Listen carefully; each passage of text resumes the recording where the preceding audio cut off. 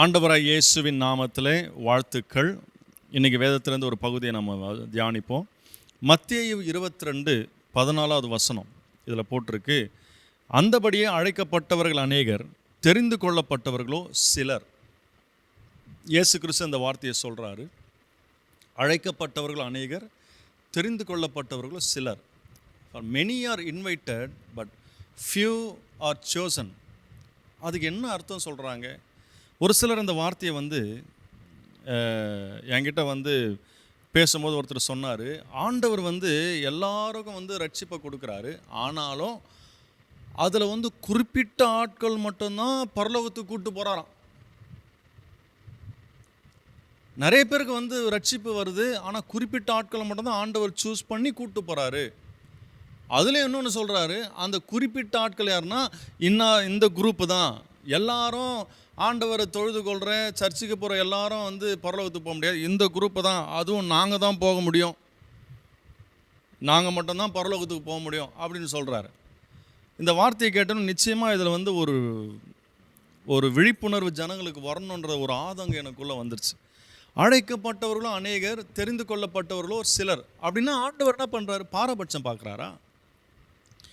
எல்லாரையும் ஆண்டவர் ரட்சிப்பு கொடுக்குறாரு, மீதி ஒருத்தர் ரட்சிப்பு கொடுத்து அந்த ரட்சிப்பு கொடுத்த எல்லாருக்குள்ளேயும் நான் எல்லோரும் கூப்பிட்டு போக மாட்டேன், ஒரு குறிப்பிட்ட ஆட்களை மட்டும்தான் கூப்பிட்டு போவேன், மீதி பேரெலாம் எங்கன்னா போங்க. அதுவா அர்த்தம்? மக்களுடைய மனசு எப்படி இருக்குது பாருங்கள். எல்லாரையும் ஆண்டவர் அழைச்சாராம், ஆனால் குறிப்பிட்ட ஆட்கள் தான் பரலோகத்துக்கு போக முடியும், அப்போ மீதி பேர் நரகத்துக்கு போவாங்களாம். அப்போ ஆண்டோடைய ரத்தம் எதுக்காக சிந்தப்பட்டுச்சு? இயேசு எல்லாருக்காகவும் பாவத்தை மன்னிச்சார், எல்லாருக்காகவும் தானே உலகத்துக்கு வந்தார். அப்போ இந்த வசனம் எதை சொல்லுது? ஒரு வசனத்தை நம்ம தியானிக்கும் பொழுது, ஒரு வசனத்தை நம்ம குறித்து நம்ம பேசும்பொழுது, தியானிக்கும் பொழுது, அதை அர்த்தம் கொள்ளும் பொழுது, அது அர்த்தத்தை புரிஞ்சுக்கிறது முன்னாடி இந்த வசனத்தில் இயேசு மேலே அந்த பகுதியில் என்ன சொல்ல வராரு, என்ன கதை அங்கே சொல்கிறாரு, யார் இருந்தால் அந்த இடத்துல, அதோடைய பின்னணி என்ன, அதோட பேக்ரவுண்ட் என்ன, அந்த கல்ச்சர் என்ன, அந்த சுற்றிருந்த ஆட்கள் யார், இதெல்லாம் தெரிஞ்சாதான் இந்த வசனத்தினுடைய அர்த்தம் நமக்கு புரியும். டைரெக்டாக கண்ணை மூடின்னு திறந்து ஏதாவது ஒரு வசனத்தை எடுத்து டப்புன்னு இது எங்களுக்கு தான் உங்களுக்கு தான் நம்ம சொல்கிறதுல பிரயோஜனமே கிடையாது. அப்படி நம்ம சொன்னோம்னா நம்ம உண்மையான கிறிஸ்தவர்களே கிடையாது. முதல்ல புரிஞ்சுக்கோங்க தெளிவாக. நாங்கள் மட்டும் தான் பரலோகத்துக்கு போவோம். அப்போது மனசில் என்ன இருக்குது? நாங்கள் மட்டும் தான் போவோம், நீங்களாம் போக மாட்டீங்க, நீங்களாம் பரலோகத்துக்கு கிடையாது. ஒரு கூட்டம் இருக்குது, நீங்களாம் 2வது வருகைக்கு தான், நாங்கள் தான் முதல் வருகைக்கு போவோம் அப்படின்னு ஆண்டவர் உங்களுக்கு ஸ்பெஷல் பிளேஸை கொடுத்துட்டு மீதி பேரை தள்ளி விட்டார் ஆண்டவர். நீங்கள் நினைக்கிற மாதிரி ஆண்டோடைய எண்ணம் இருக்குமா? அழைக்கப்பட்டவர்களும் அநேகர், தெரிந்து கொள்ளப்பட்டவர்கள் சிலர் அப்படின்னா என்ன அர்த்தம்? அதோட கதை என்ன? அதுக்கு முன்னாடி இதில் ஒரு ஓமையில் ஆண்டவர் இந்த வார்த்தையை சொல்கிறாரு. ஒரு ஓமையை சொல்கிறாருங்க இயேசு. அங்கே பரிசேயர்கள், வேதப்பாரர்கள், மத போதகருங்க, இவங்களாம் அவர் எப்படியாவது மாட்டி விடணும், எப்படியாவது ஒரு வழி ஆக்கணும், அவரை சிலுவையில் அறையணும், இவரை கொல்லணும். இவர் நம்ம வசனத்துக்கு விரோதமாக இவர் பேசிகிட்டு இருக்கிறார், இயேசு சொல்கிற போதனைகள் சரியில்லை, அதை மனசில் வச்சுக்கிட்டு இவனுக்கு ஏதாவது பண்ணணும்னு நினைக்கிறானுங்க. அவங்க மத்தியில் தான் இந்த வார்த்தையை சொல்கிறார்.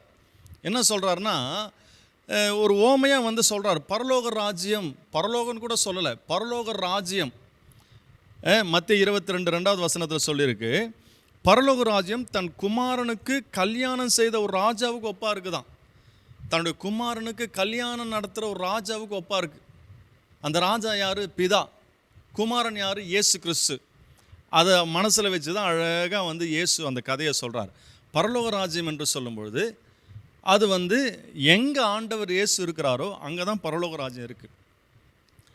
இப்போ சொல்கிறாரு, பரலோக ராஜ்யம் தன்னுடைய ராஜாவுடைய குமாரனுக்கு கல்யாணத்துக்கு ஒப்பாக இருக்குது.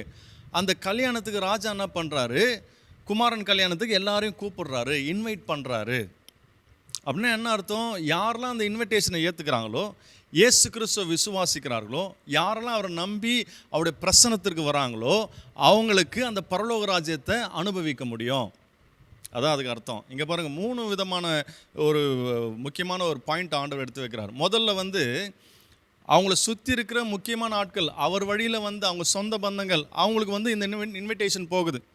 சொல்கிறாங்க. ராஜா வந்து என்ன பண்ணுறாரு, வேலைக்காரங்களை கூப்பிட்டு நீங்கள் ஃப்ரீயாக இருக்கும்போது மத்தேயு 22 அந்த அதிகாரத்தில் முதல்ல ஒரு 14 வசனத்தை நீங்கள் வாசித்து பாருங்கள். மத்தேயு 22 சொல்கிறாரு. முதல்ல ராஜாவை வந்து வேலைக்காரங்களாம் கூப்பிட்டு சொல்கிறாரு, நீங்களாம் போய் என்ன பண்ணுங்கள், சுற்றி இருக்கிற சொந்த பந்தங்கள், தெரிஞ்ச ஆட்கள், முக்கியமான ஆட்கள், யாரெல்லாம் கல்யாணத்துக்கு வரணுமோ அவங்களாம் நீங்கள் கூப்பிட்டு வாங்க, நான் என்ன சொல்கிறேன் கூப்பிட்டு வாங்கன்னு சொல்லும்போது அனுப்புகிறாங்க. வேலைக்காரங்க போகிறாங்க. அது யார் முதல்ல அனுப்புன ஆள் யாருன்னா, முதல்ல வரணும்னு மனசில் வச்சு சொன்ன ஆட்கள் யாருன்னா, பரிசேயர்கள், மத போதகர்கள், வேத பாரகர்கள். இவர்களுக்கு முதல்ல இன்விடேஷன் போகுது. என்ன இன்விடேஷன் போகுது? இயேசு கிறிஸ்துவை ஏற்றுக்கொள்கிறதுக்கு வாங்க. பரலோக ராஜ்யம் என்று சொல்லும் பொழுது வெளியே எங்கேயும் இல்லை, இயேசு கிறிஸ்து எங்கே இருக்கிறாரோ, எந்த இடத்துல இயேசு வாசம் பண்ணுறாரோ அந்த இடத்துல தான் பரலோக ராஜ்யம் இருக்குது. அவரை பார்க்க வாங்க, இந்த செலிப்ரேஷனுக்கு வாங்க அப்படின்னு சொல்லி இன்விடேஷன் போகுது. அப்போ அவங்க என்ன பண்ணுறாங்க, ஒரு வார்த்தையை கேட்டு யார் அனுப்புறது? ராஜா வேலைக்காரனை விட்டு அனுப்புகிறார். அந்த ஊரில் யார் பெரியவர்? ராஜா தான். ராஜாவை தாண்டி வேறு யாரும் அந்த ஊரில் முக்கியம், வேறு வேலையும் எந்த வேலையும் முக்கியம் கிடையாது. ஒரு ராஜா வந்து இன்விடேஷன் கொடுக்குறாருன்னா அந்த இன்விடேஷனை ஏற்றுக்கொண்டு வரவங்க ஆசீர்வதிக்கப்படுவாங்க. அந்த ராஜாவுக்கே இல்லை நாங்கள் வரமாட்டோம் என்ன சொல்கிறாரு? முதல்ல கூப்பிட்ட ஆட்களுக்கு என்ன சொல்கிறாங்க? அவங்க வேறு வேலை இருக்குது, நாங்கள் வரமாட்டோம், எங்களுக்கு வந்து பிஸ்னஸ் இருக்குது, எங்களுக்கு வந்து நிறைய கடை வேலை இருக்குது, அந்த வேலை இந்த வேலை சொந்த வேலைகள் இருக்குதுன்னு சொல்லிட்டு என்ன பண்ணுறாங்க, இந்த இன்விடேஷனை வந்து ரெஃப்யூஸ் பண்ணுறாங்க, நிராகரிக்கிறாங்க. வேணாம் எங்களுக்கு, நாங்கள் வரமாட்டோன்னு சொல்கிறாங்க. உடனே ராஜா என்ன பண்ணுறாரு, கடுப்பாகி சரி அவன் வர என்ன உடுப்பா, நீ வெளியே போ. மறுபடியும் என்ன பண்ணுறாரு, ஒரு சில வேலை ஆட்களை கூப்பிட்டு நீங்கள் என்ன பண்ணுங்கள், தெருவுக்கு போங்க, ரோட்டுக்கு போங்க, போயிட்டு இருக்கிற நல்லவன் கெட்டவன், முள்ள மாதிரி முடிச்சவிக்கி, திருடன், கொலைக்காரன், யாராக இருந்தாலும் போய் அவங்கள கூப்பிட்டு வா. ராஜா கூப்பிட்டான்னு கூப்பிடு, ராஜாவுடைய மகனுக்கு கல்யாணம்னு சொல்லி கூப்பிட்டு வா அப்படின்னு சொல்லும் போது வேலைக்காரங்க என்ன பண்ணுறாங்க, போகிறானுங்க.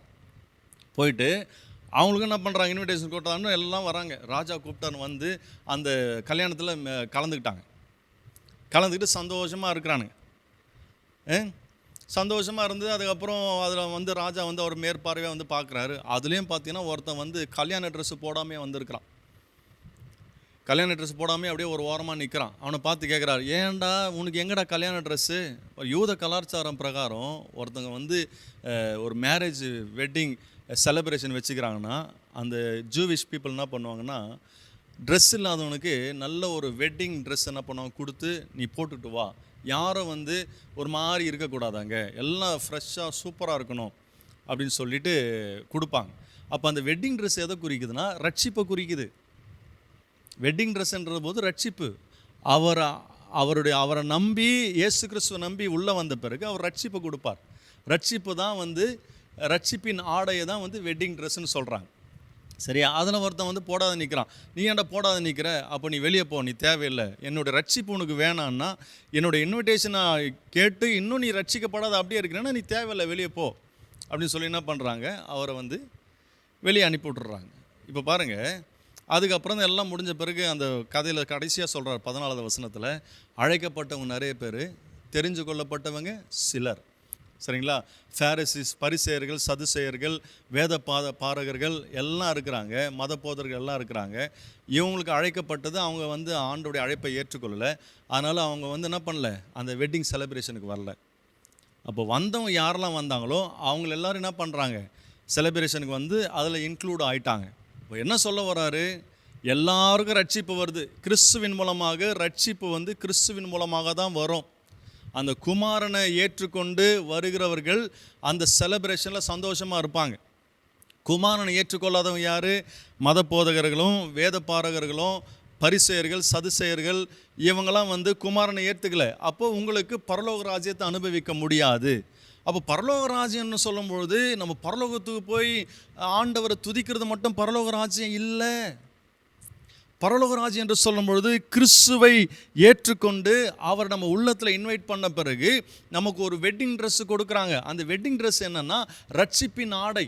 அழைப்பு என்பது அவர் நமக்கு அழைப்பை கொடுத்தாரு, அவர் நம்ம தெரிஞ்சு கொண்டார், அவர் நமக்கு கிருபையாக ஒரு ரட்சிப்பை கொடுக்குறாரு. அந்த ரட்சிப்பின் ஆடையை நம்ம போட்டுக்கிட்டு அந்த பிரசனம், வெட்டிங்ன்றது சொல்லும்பொழுது தேவ பிரசனம் தான் அந்த செலிப்ரேஷன். சந்தோஷமான இடம் எதுனா தேவ பிரசனம் தான் சந்தோஷமான இடம். எங்கே உனக்கு சமாதானம் கிடைக்கும், எங்கே உனக்கு எல்லாமே கிடைக்கும், ஆகாரம் எங்கே கிடைக்கும், எல்லா ப்ரொவிஷனும் உனக்கு எங்கே உண்டாகும்னா தேவ பிரசனம் என்கிற அந்த வெட்டிங் பரலோக ராஜ்யத்தில் தான் உண்டாகும். அந்த பரலோக ராஜ்யத்தை யாரெல்லாம் விரும்பி இயேசு கிறிஸ்துவனுடைய அந்த அழைப்பை ஏற்றுக்கொண்டு கிறிஸ்துவை விசுவாசித்து யாரெல்லாம் அவர்கிட்ட வராங்களோ, அவர் பிரசன்னத்தில் வாழ்கிறார்களோ, அவர்களுக்கு பரலோக ராஜ்யத்தை அனுபவிப்பாங்க. பரலோகத்துக்கு போகிறது மட்டும் இல்லை, இங்கேயே பரலோகத்தை அவங்க அனுபவிப்பாங்க. எல்லா செலிப்ரேஷன் அவங்க லைஃப்பில் உண்டாகும். அதை தான் இங்கே மென்ஷன் பண்ணுறார். இது குறிப்பிட்ட ஆட்களை மட்டும் ஆண்டவர் தெரிஞ்சுக்கொள்ளல, எல்லாரையும் கூப்பிட்டாரு. அதில் ஒரு சிலர் என்ன பண்ணாங்க, வேணான்னு போனவங்களுக்கு அந்த ராஜ்யத்தினுடைய அனுபவத்திற்குள்ளே போக முடியாது. இல்லை, இந்த வெட்டிங்கில் நாங்கள் இருப்போம், இந்த கிறிஸ்துவை நாங்கள் ஏற்றுக்கொள்கிறோம், இந்த ரட்சிப்பின் ஆடையை நாங்கள் போட்டுக்கிறோம், அவர் நல்லவர் என்று சொல்லி அவர் பிரசன்னத்தில் வாழ்கிறவர்களுக்கு அங்கு கொண்டாட்டம் உண்டு. அங்கே பரலோக ராஜ்யம் செயல்படுகிறது. குடும்பத்தில் பரலோக ராஜ்யம் செயல்படுது, சபையில் பரலோக ராஜ்யம் செயல்படுது.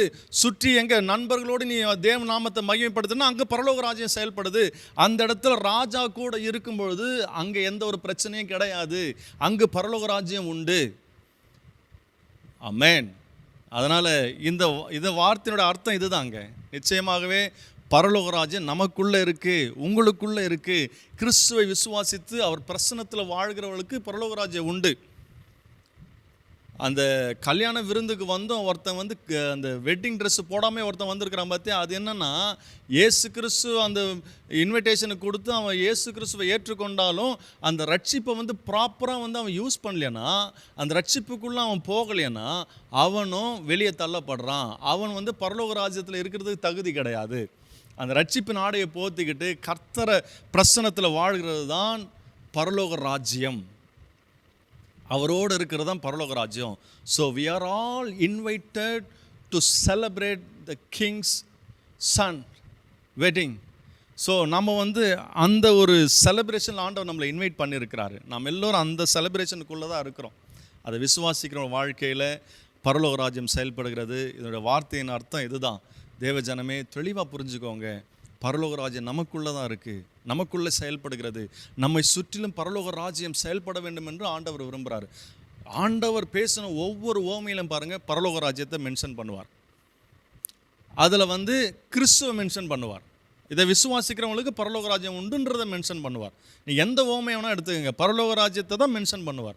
அது நம்ம மரிச்ச பிறகு போகிற பரலோக ராஜ்யத்தை குறிச்சல்ல, எங்கேயே இந்த உலகத்தில் வாழும்போது அந்த பரலோக ராஜ்யத்தை அனுபவிக்க வேண்டும் என்கிற அந்த ஒரு நோக்கத்தோடு தான் எல்லா இடத்துலையும் எந்த ஓமை எடுத்தாலும் அந்த ஓமையில் பரலோக ராஜ்யத்தை ஆண்டவர் மென்ஷன் பண்ணுறார். இந்த வார்த்தை உங்களுக்கு ரொம்ப புரிஞ்சிருக்கும் நான் நினைக்கிறேன். உண்மையாகவே உங்களுக்கு ரொம்ப ஆசீர்வாதமாக இருக்கும். பரலோக ராஜ்யத்தை நீங்கள் செலிப்ரேட் பண்ணுங்கள், உங்கள் லைஃப்பில் செலிப்ரேட் பண்ணுங்கள். உங்கள் வீட்டில் உங்கள் ஃப்ரெண்ட்ஸோட தேவ பிரசன்னத்தோடு வாழறதுக்கு நீங்கள் ஆசைப்படுங்க, விரும்புங்க. அதுதான் ஒரு பரலோக ராஜ்யத்தினுடைய அறிகுறிகள். அங்கே எல்லா சமாதானம், சந்தோஷம், ஆசீர்வாதம், நிம்மதி, நாம் தேடுகிற எல்லா நன்மைகளும் அந்த இடத்துல இருக்கும். ஒரு குறையும் இருக்காது. அதனால் கர்த்தர் உங்களோடு இருப்பார். இந்த வசனத்தை கேட்டுக்கிற உங்கள் வாழ்க்கையில் எல்லார் வாழ்க்கையிலும் ஆண்டவர் அற்புதம் செய்வார். பரலோக ராஜ்யத்தை நீங்கள் பார்ப்பீங்க. God bless you. Thank you.